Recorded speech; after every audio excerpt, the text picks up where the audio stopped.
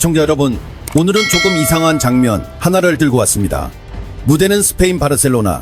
전 세계 민주주의 국가 지도자들이 한자리 모였지만 유독 한 나라만 초대받지 못했습니다. 바로 미국입니다. 세계 최강국 미국이 초대장을 받지 못했다는 사실 믿기 어렵죠. 트럼프 정권은 문 밖에 세워둔 채로 말입니다. 스페인 총리가 직접 회의를 주최했고 브라질 대통령이 참석했습니다. 그리고 그 자리에서 선언이 나왔습니다. 위기의 시대는 끝나가고 있다. 동시에 터키에서는 중동 걸프 국가들이 모였습니다. 결론은 똑같습니다. 미국 안보는 더 이상 믿을 수 없다. 우리끼리 새로운 동맹을 만들어야 한다. 캐나다에선 국민 60%가 미국 대신 유럽연합 가입을 원한다고 발표했습니다. 군 입대 희망자는 급증했고 미국 특수부대와 합동훈련은 전면 중단되었습니다. 캐나다, 호주, 헝가리 세 나라에서 트럼프식 우익이 줄줄이 선거에서 패배했습니다. 모두 같은 달, 같은 시간에 벌어진 일입니다.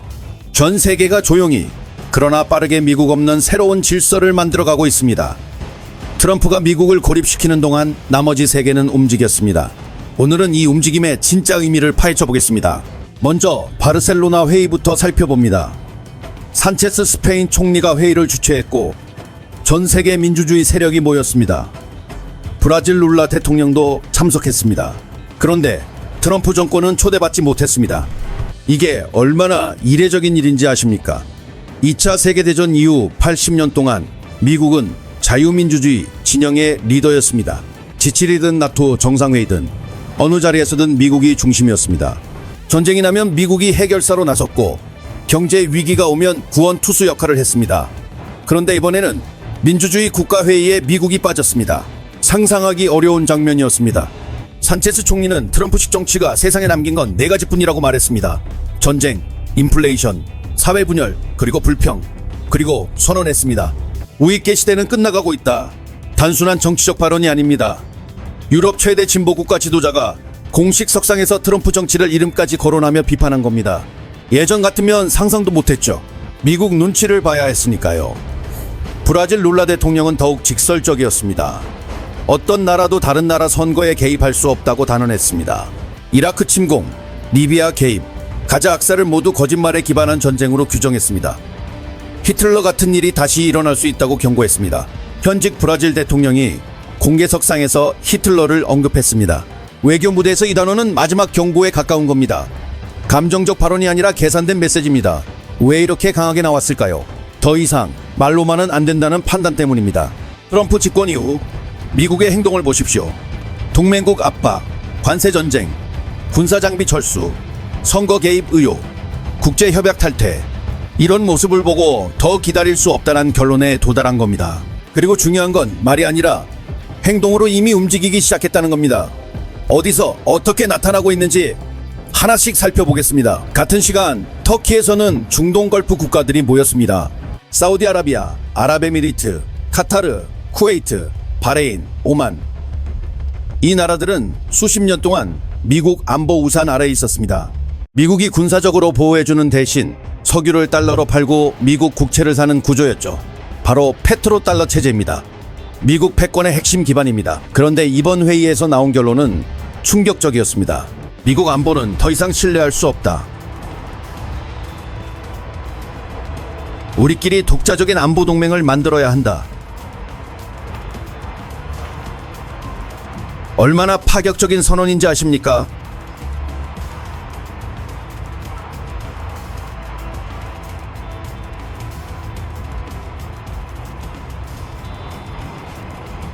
(30년) 동안 경비회사에 돈을 대고 건물 경비를 맡겼습니다. 그런데 어느 날 그 경비회사가 마음대로 계약 조건을 바꾸고 장비를 철수하기 시작합니다. 경비원도 줄였습니다. 그러면 어떻게 하겠습니까? 직접 경비 시스템을 만들어야 합니다. 바로 지금 걸프 국가들이 딱 그런 상황입니다. 트럼프는 동맹국들에 판매한 패트리엇 미사일 시스템과 사드 시스템의 유지보수와 부품 공급을 일방적으로 끊었습니다. 아시아에서도 동일하게 철수했습니다. 미국산 무기를 사도 나중에 마음대로 못 쓰게 된 겁니다. 이걸 보면서 걸프 국가들은 계산했습니다. 미국에 계속 의존할 수 있을까? 아니다. 그렇다면 방법은 무엇인가? 새로운 동맹을 만들고 새로운 공급처를 찾는 것. 팔레스타인 문제도 다시 불거졌습니다. 아랍연맹 사무총장은 미국과 이스라엘의 압박을 정면 거부했습니다. 팔레스타인 문제 없이는 중동 평화도 없다고 못 박았습니다. 이스라엘의 레바논과 시리아 영토 확장도 공개적으로 비판했습니다. 예전에는 이런 발언이 나오기 어려웠습니다. 미국이 이스라엘 편이고 걸프 국가들이 미국 눈치를 봐야 했으니까요. 하지만 지금은 대놓고 이스라엘 확장주의를 비판합니다. 미국 눈치를 보지 않습니다. 미국이 중동에서 원하는 그림과 중동 국가들이 원하는 그림이 완전히 달라지고 있는 겁니다. 이 변화가 얼마나 큰 의미를 갖는지 이해하려면 페트로달러 체제를 생각하면 됩니다. 중동 산유국들이 미국 편에서 이탈하기 시작하면 달러 패권의 핵심 기반이 흔들립니다.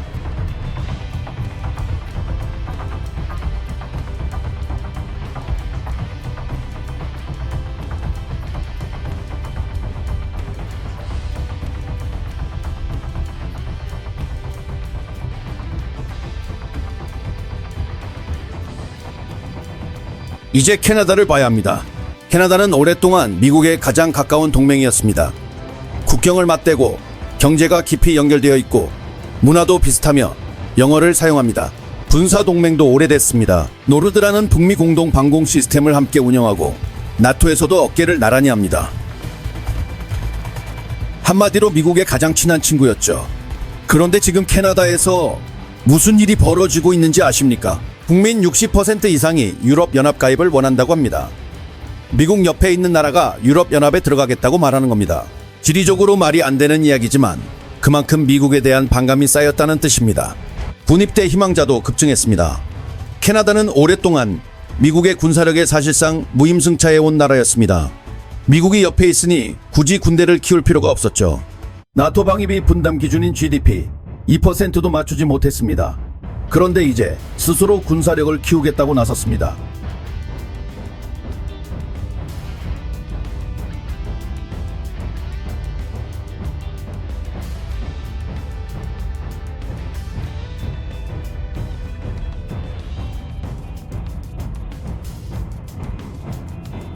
외부 위협이 아니라 옆나라 미국에 대한 불안 때문입니다. 미국과의 특수부대 합동훈련도 취소했습니다. 수십 년간 이어온 훈련을 끄는 겁니다.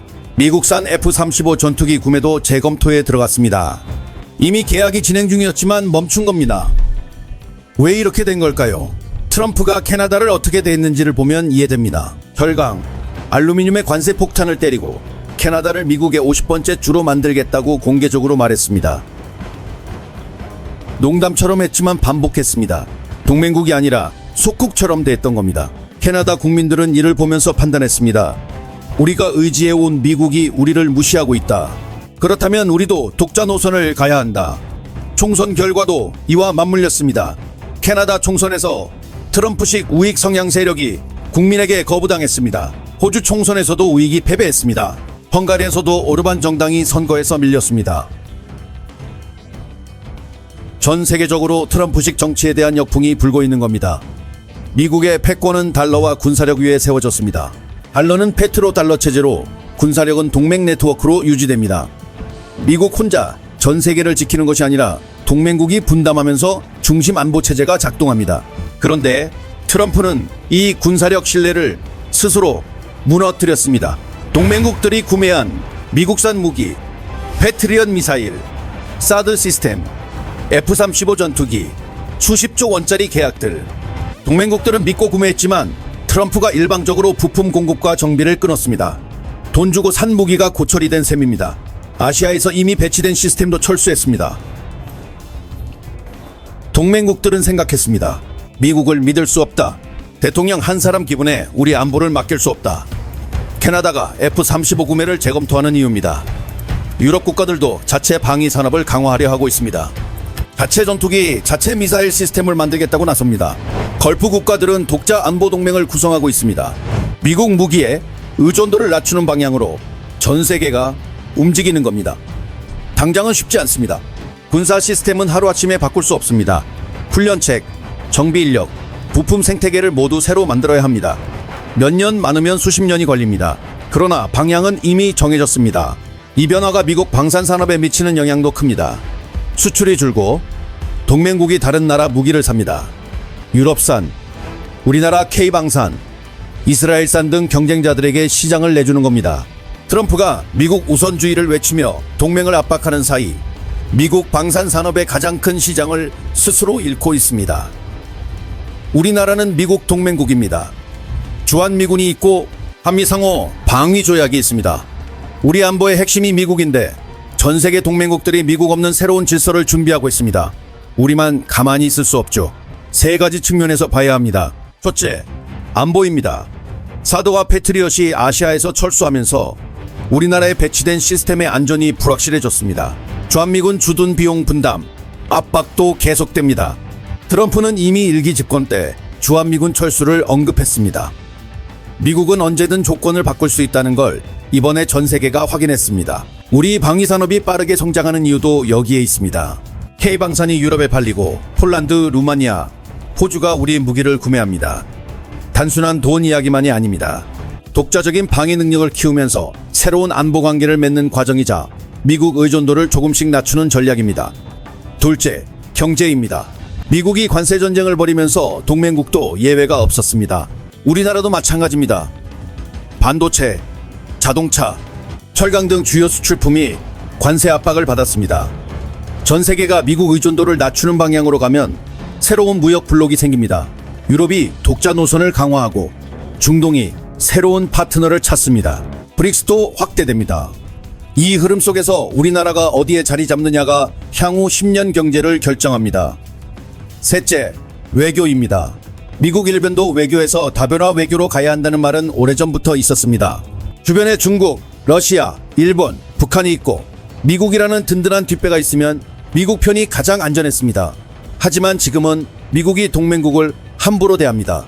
캐나다는 유럽연합 가입을 검토하고 있고 걸프 국가들은 독자 동맹을 만들고 있습니다. 전 세계가 움직이는데 우리만 가만히 있을 수 없습니다. 앞으로 발생할 일을 4가지 시나리오로 정리할 수 있습니다. 시나리오 1, 미국 고립 가속입니다. 트럼프가 계속 현재 방식을 유지하면 동맹국 압박, 관세 전쟁, 군사 장비 철수로 전 세계 반트럼프 연대가 강화됩니다. 바르셀로나 회의가 현실화되고 걸프 독자 안보 동맹이 실제로 구축됩니다. 달러 패권이 흔들리고 미국은 서서히 고립됩니다. 우리나라는 선택을 강요받습니다. 미국 편인가? 새로운 질서 편인가? 어느 쪽도 쉽지 않습니다. 시나리오 2, 미국 노선 수정입니다. 2026년 미국 중간선거에서 민주당이 압승하면 트럼프의 일방주의에 제동이 걸립니다. 미국이 다시 동맹 보호에 나서고 관세는 낮아지며 군사협력도 재개됩니다. 그러나 한번 흔들린 신뢰는 쉽게 돌아오지 않습니다. 동맹국은 이미 독자 노선을 준비했고 그 관성은 남습니다. 세상은 트럼프 이전으로 완전히 돌아가지 않습니다. 시나리오 3, 새로운 다극 질서 형성입니다. 미국 중심 단극 체제가 끝나고 미국, 중국, 유럽, 걸프, 글로벌 사우스가 각자의 블록을 형성합니다. 어느 한 나라가 세계를 지배하지 않습니다. 여러 중심이 공존하는 다극 체제가 되는 겁니다. 우리나라는 이 복잡한 다극 질서 속에서 줄타기 외교를 해야 합니다. 현실적이지만 가장 어려운 시나리오입니다. 시나리오 4, 마가 역풍의 완성입니다. 캐나다, 호주, 헝가리에 이어 미국 국내에서도 트럼프식 정치에 역풍이 불어 2028년 대선에서 완전히 거부됩니다. 미국은 다시 동맹체제로 복귀하지만 그 사이 만들어진 새로운 질서의 씨앗은 남습니다. 세계가 이전으로 완전히 돌아가지는 않습니다. 미국의 영향력이 줄어든 세상은 이미 시작됐습니다. 지금 당장 주목해야 할 것은 4가지입니다. 걸프 독자 안보 동맹 진행 상황, 캐나다 F-35 재검토 결과, 유럽 독자 방위 예산 증가, 그리고 2026년 미국 중간선거 결과입니다. 이 흐름에 따라 우리나라 외교 전략이 달라져야 합니다. 바르셀로나에서 민주주의 세력이 모였고 미국은 초대받지 못했습니다.